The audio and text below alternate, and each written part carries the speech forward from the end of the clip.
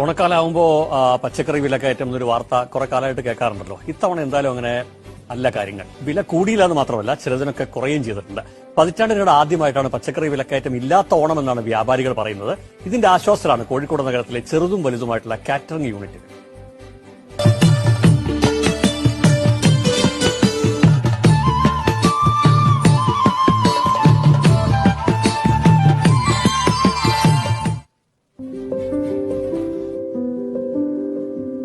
അല്ലപ്പാ, ഒന്ന് പതുക്കെ കത്തിവെക്ക്.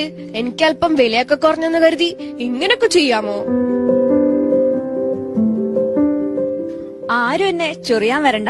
എന്റെ നിലയും വിലയും ഒക്കെ കുറഞ്ഞു എന്നുള്ളത് ശരിയാ.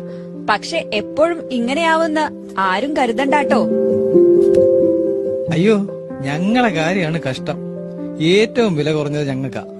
നാട്ടിലിറങ്ങി നടക്കണമെങ്കിൽ തലയിൽ മുണ്ടിടേണ്ട അവസ്ഥയാണ്.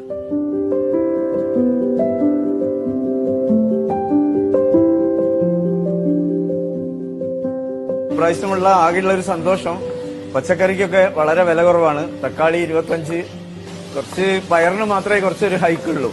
ബാക്കിയുള്ളതൊക്കെ നല്ല വില കുറവിലാണ്. ഓണം വരെ ഇങ്ങനെ നിന്നാൽ എല്ലാ കാറ്ററിംഗുകാർക്കും ഭയങ്കര സന്തോഷമാണ്. പൊതുവെ പച്ചക്കറിക്ക് ഒരു വില കൂടുതലാണ് കാണാറ്. ഈ വർഷം ചെറുതായിട്ട് പച്ചക്കറിക്ക് ഒരു വില കുറവുണ്ട്.